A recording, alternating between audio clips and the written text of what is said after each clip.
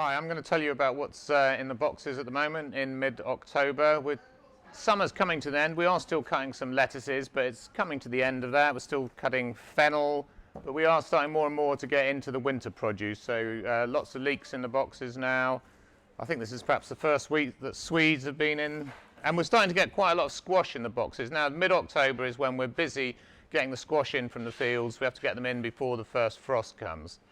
And this autumn has been fantastic. We've had great sunlight and they've ripened well, and I think they're going to store very well this winter.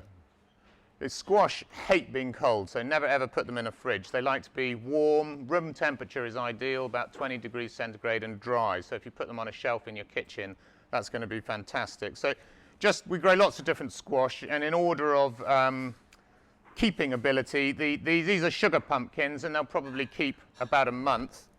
The next one is the butternut, which they should keep till about Christmas, so 2 or 3 months.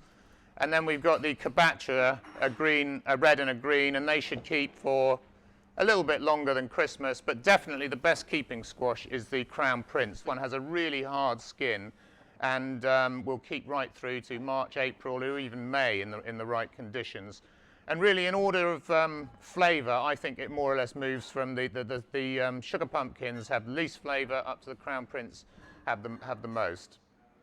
I mean, squash and pumpkins are actually very versatile, and they're largely interchangeable in terms of what you can use them for. So these sugar pumpkins are really best, I would say, for soup and pumpkin pie. Personally, I hate pumpkin pie, but if you are going to make one, that would be a good use of a sugar pumpkin. And then the other ones are largely interchangeable. So I'm just going to show you a little bit about preparing them now, because peeling them, I know, can be a bit of a struggle. So the butternut is the easiest to deal with because you can just peel it with a potato peeler and the skin comes off very, very easily. So having peeled the squash, you've just got to cut both ends off, chop it in half, and then scoop out the seeds with a spoon. And then it can just be chopped into whatever size your recipe calls for. The other ones, I have to say, are more difficult, and the Crown Prince is the most difficult with the hardest skin. So just knock off the stem, and then using a sharp knife, push it right into the centre and work it round and kind of split it in half. The next thing is to scoop out the seeds from the centre, just like we did with the butternut. And then you have two options. You can just roast it in an oven like that, maybe brush it with some olive oil, stop it drying out, and roast it. You can scoop the flesh out and use that in a soup or in a risotto once it's soft. If your recipe calls for chunks, I'm afraid you have no choice but to peel it. And the skin's generally too hard on these squash to use a potato peeler, so you have to do it with a knife. So place it face down on a board and then start working around with a knife, cutting the skin off. And it's very important to have it face down so it doesn't roll around, and that gives you the least chance of cutting yourself.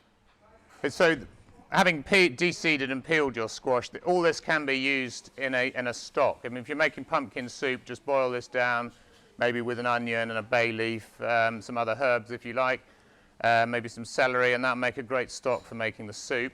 And just one final word of warning is never put a whole squash in an oven. If you do want to roast them and you put them in an oven whole, they will explode and you'll spend a week cleaning your oven. So always cut them in half and de-seed them first.